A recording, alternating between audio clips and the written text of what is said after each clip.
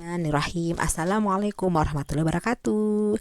Apa kabar teman-teman? Bagaimana tadi mengerjakan soalnya? Dadakan ya, sengaja biar teman-teman tuh bisa mau lihat sejauh mana sih kemampuan teman-teman semuanya, tanpa belajar persiapan EHB-nya. Karena kita sudah di akhir bulan November, artinya kita akan menghadapi EHB atau UAS. Kemudian kita akan lanjut untuk pembagian rapor dan teman-teman akan masuk ke semester 2. Nggak terasa ya, dan teman-teman harus ingat bahwa nilai-nilai UAS ini, nilai-nilai rapor di semester 1, semester 2 adalah tolak ukur teman-teman nanti untuk melanjutkan ke SMP. Jadi di kelas 4 ini teman-teman harus mengumpulkan tugas, harus belajar dengan sungguh-sungguh karena teman-teman nggak bisa main-main. Karena teman-teman, kalau teman-teman pengen masuk pesantren impian, SMP impian, itu dilihat dari nilai rapot di kelas 4 loh teman-teman. Oke ya. Yuk kita doa dulu bareng-bareng. Bismillahirrahmanirrahim. Raditu billahi robba wa bil islami dina wa bi Muhammadin nabi wa rasulullah. Rabbi zidni ilma warzuqni fahma. Rabbi shrah li sadri wa yassir li amri wahlul 'uqdatam min lisani yafqahu qawli. Oke, Miss Maya here ya. Miss Maya mau apa ya? Mengajak teman-teman untuk mengkoreksinya. Oke ya, Miss kok nggak pakai Google Form sih? Nggak apa-apa, hari ini kita pakai manual dulu ya. Oke ya, yuk sama-sama. Penasaran? Pastikan jawabannya bener apa enggak tadi yang dikerjakan. Oke, say basmalah. Bismillahirrahmanirrahim. Tema 1. Berilah tanda silang X pada huruf A, B, C, or D di depan jawaban yang paling benar. Tema 1. Perhatikan gambar di bawah ini. Tari topeng merupakan salah satu kebudayaan Indonesia yang berasal dari A. Jawa Barat, B. Jawa Timur, C. DKI Jakarta, atau D. Sumatera Barat. Jawabannya adalah Treng. Ya, jawabannya adalah DKI Jakarta. Ini jawabannya ya. Aduh silangnya Pak. Nah, oke. Next, nomor 2. Perhatikan lirik lagu di bawah ini. Lir ilir lil irir tandure wis sumilir. Nah, seperti itu ya. Tak ijo royo royo. Nah, itu judul lagu daerah dari Jawa Tengah di atas adalah A. Manuk dadali, B. Bungong jempa, atau C. Lir ilir, or D. Cublak cublak suweng. Miss Maya rasa you got it, pasti dapat semua ya. Jawabannya adalah C. Jadi tidak kata-kata lir ilir. Nah, next, number 3. Suku yang berada di Pulau Sumatera adalah, ingat ya, Pulau Sumatera itu adalah pulau yang berada di paling ujung Aceh itu ya. Kita sudah lihat tuh yang agak panjang gitu ya. Nah, ada suku apa aja? Jawa pasti ada di Pulau Jawa ya. Lihat yang A. Batak, berarti gini, kalau yang udah ada Jawanya berarti salah gitu ya. Jawabannya kita cari singkat. Yang ada Jawanya berarti salah karena Jawa itu di Pulau Jawa ya. Kemudian berarti yang A sudah pasti salah. Yang B, Aceh, Batak, dan Melayu. Apakah ini jawabannya? Sekarang kita lihat dulu yang C. Sunda, Jawa, dan Betawi. Ada kata-kata Jawa berarti salah. D. Betawi ya di Pulau Jawa ya. Sunda juga di Pulau Jawa. Berarti jawaban adalah Aceh, Batak di Sumatera Barat, di Sumatera Utara, dan Melayu itu ada di Aceh ada suku Melayu, di Sumatera Utara ada suku Melayu, di Sumatera Barat ada suku Melayu, di Jambi ada suku Melayu. Ya, suku Melayu itu adalah suku asli di Pulau Sumatera. Oke ya. Jawabannya berarti adalah B. Ya, yang tadi adalah jawabannya C. Dicek ya, teman-teman cross check tuh udah berapa salahnya atau benernya ya. Number 4.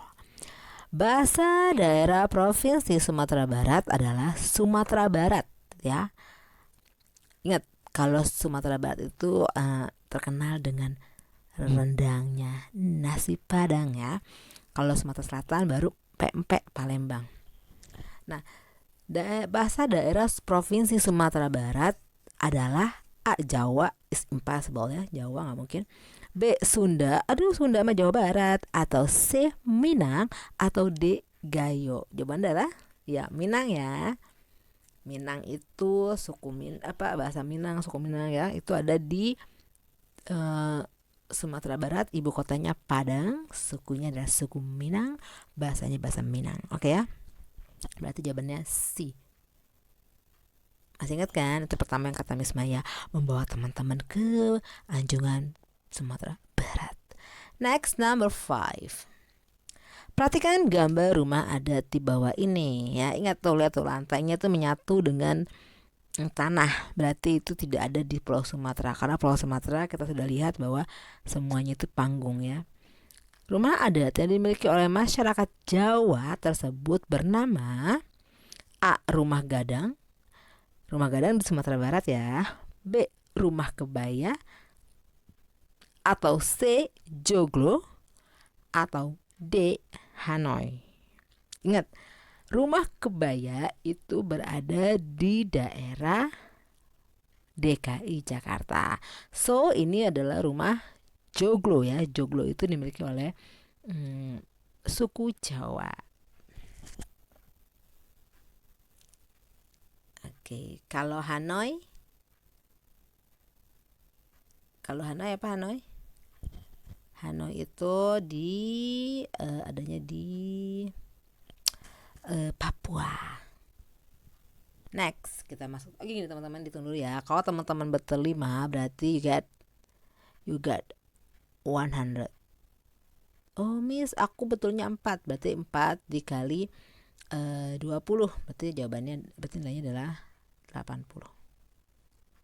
Active. Ya, tapi Miss, I got only 3, but dikali 20. So, you got 60. Gitu ya cara mainnya. Oke, Miss Maya yakin tema 1 benar semua ya, karena terlalu gampang dan mudah. Next, kita masuk ke tema 2. Sumber daya alam ada 2 jenisnya, yaitu yang terbarukan. Ada lagunya nih, sumber energi tapi ya. Sumber daya alam ada 2 jenisnya, yaitu yang terbarukan dan tak terbarukan.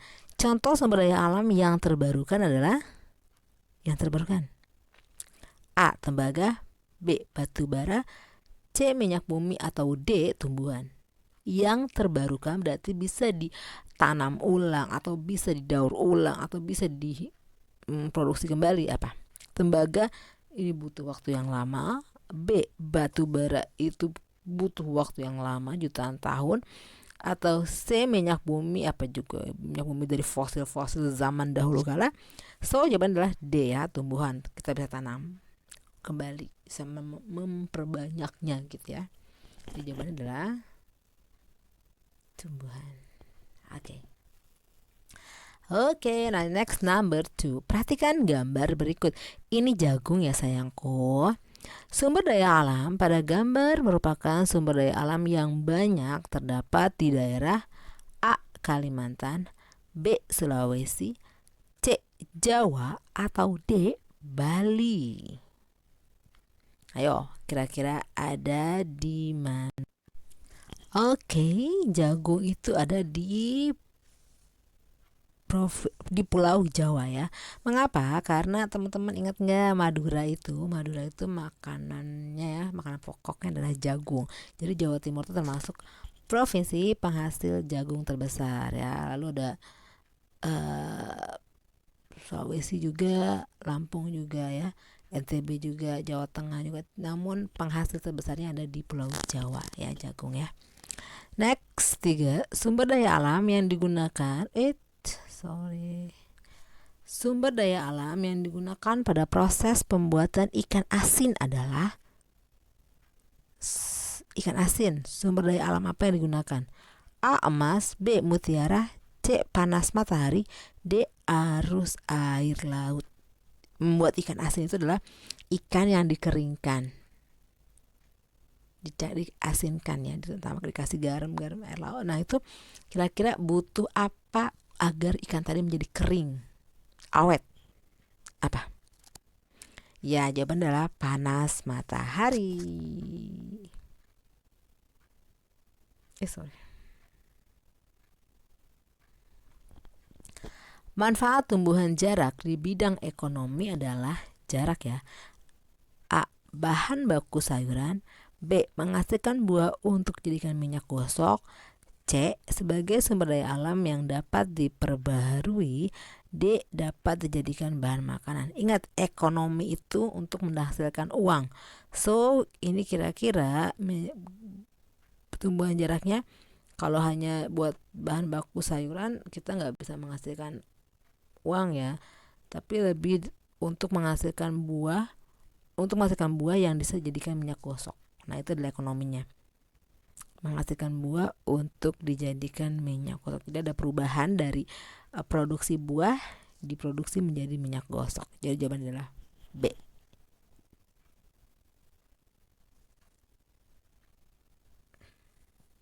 Jadi bisa dapat uang banyak. Number 5. Sumber energi terbesar bagi makhluk hidup di bumi adalah sumber energi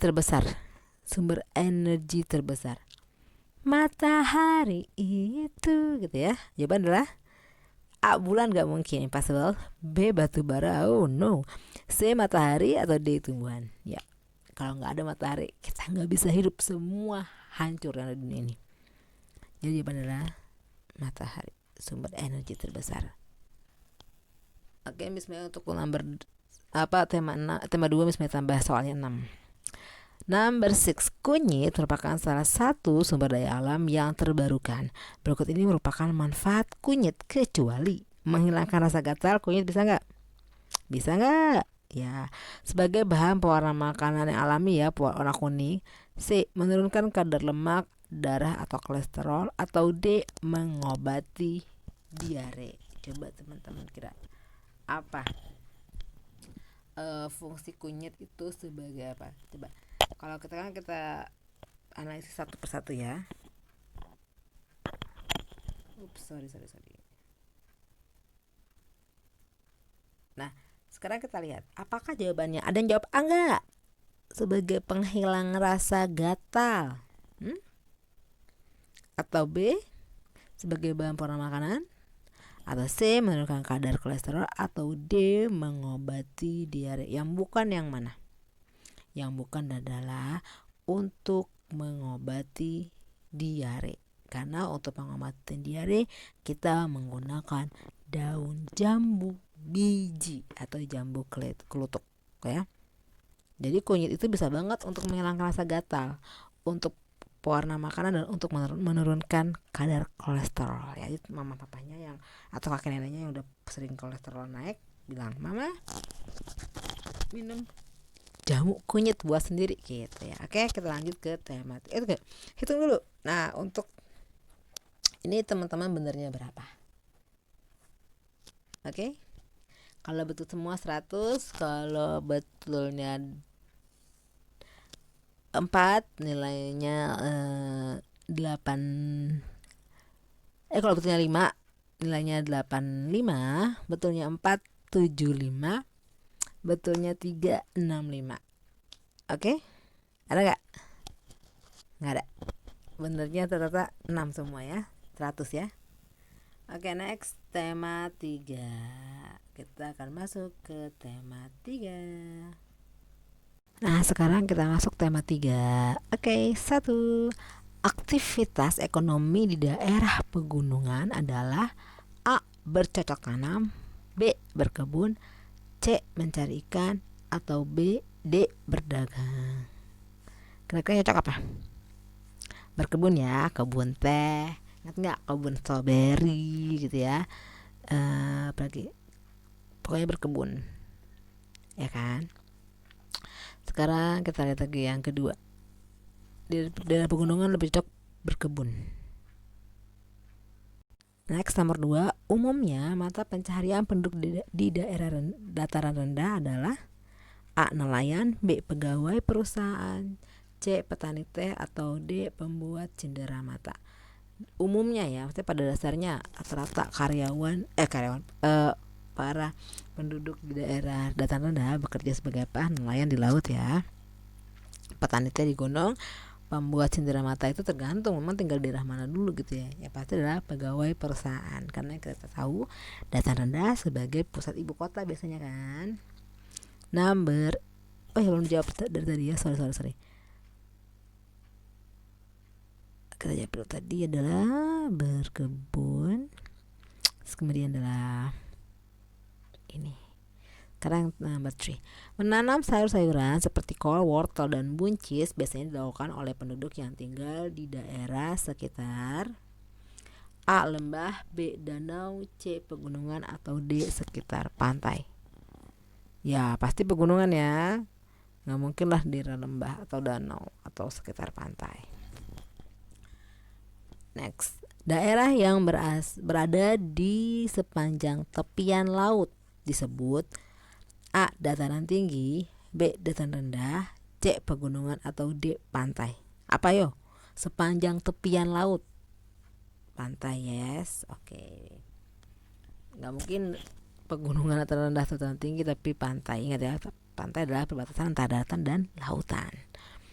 Number 5. Berikut ini yang bukan termasuk hasil tanaman dari usaha pertanian adalah berikut ini yang bukan termasuk hasil tanaman dari usaha pertanian adalah berarti yang bukan pertanian. Yang mana? Padi. A. Padi pertanian. B. Jagung juga. C. Karet, atau D. Sayur mayur. Yang mana? Karet ya. Karet itu lebih ke perkebunan. Kalau pertanian padi, jagung, dan sayur mayur. Kebun karet kalau karet bukan pertanian. Oke, dihitung benernya. Kalau bener 5 100, bener 4 80, bener 3 60 dan seterusnya. Teman-teman ya ingat ya, kalau kebun itu kalau pertanian itu lebih kepada yang seperti sayur mayur, padi seperti itu ya. Jagung gitu. Sekarang kita masuk ke tema 4. Bismillahirrahmanirrahim. Kegiatan usaha yang cocok di daerah pegunungan adalah A. Perkebunan teh, B. Perumahan, C. Pemancingan, atau D. Berjualan es krim. Di puncak jualan es krim ya. So jawabannya adalah pasti tahu semua, perkebunan teh dong. Number 2. Nelayan tradisional berangkat ke laut di waktu A. Pagi, B. Siang, C. Sore, atau D. Malam. Jawaban adalah malam. Angin dari darat ke laut malam-malam berangkat tuh nelayan, lalu pulang mengharapkan angin dari laut ke darat di pagi hari. Oke ya, jadi jawabannya adalah malam berangkat, pulangnya pakai angin laut, pagi nyampenya. Bacalah teks di bawah ini untuk menjawab pertanyaan nomor 18 dan 19. Pekerjaan ayahku adalah pengrajin kayu. Ayahku membuat lemari dan meja makan. Untuk menghasilkan lemari, awalnya ayahku membeli kayu, memotongnya, membentuk menjadi lemari, menghaluskan lalu mengecatnya. Waktu yang dihabiskan untuk membuat kursi kurang lebih 1 pekan. Ayahku menjual meja makan dan lemari buatannya ke toko mebel. Di toko mebel itulah orang-orang bisa membeli meja makan dan lemari buatan ayahku. Pertanyaan adalah produk apa yang dihasilkan oleh ayah Benny? A. Kayu, B. Lemari makan, C. Sofa, atau D. Meja makan. Di sini apa disebutkan?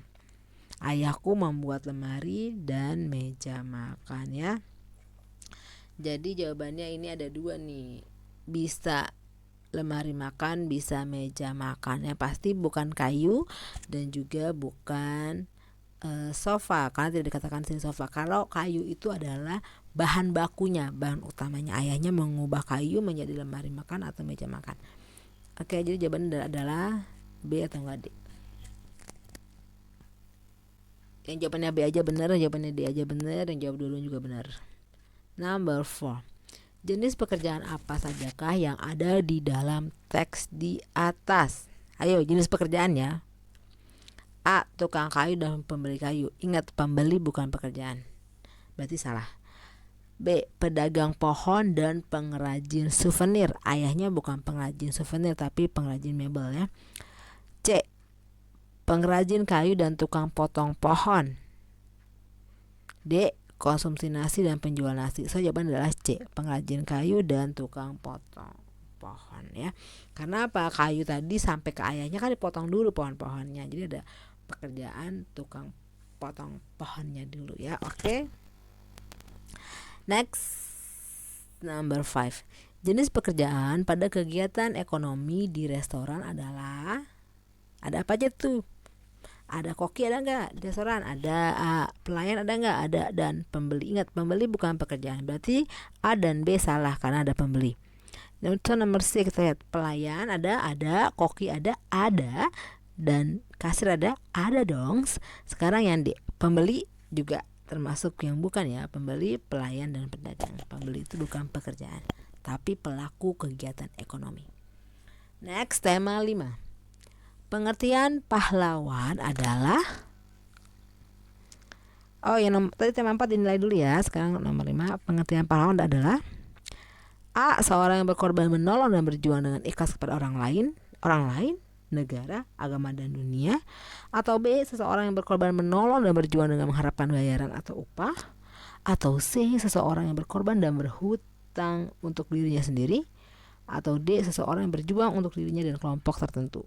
Kalau pahlawan adalah seseorang yang berjuang, berkorban, menolong dengan ikhlas kepada orang lain, negara, agama, dan dunia. So jawaban adalah A.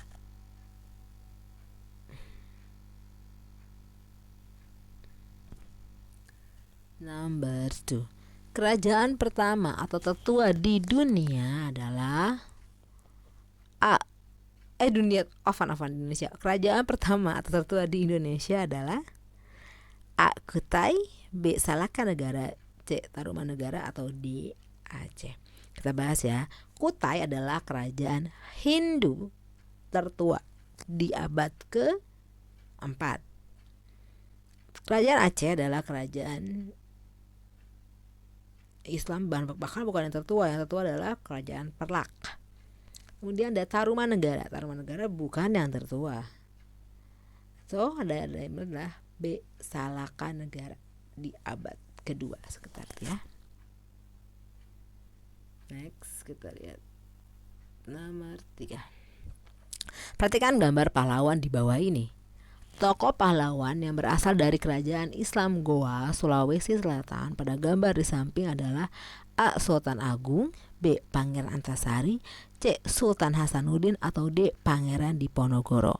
Jawaban adalah ya, Sultan Hasanuddin. Yeay, good job.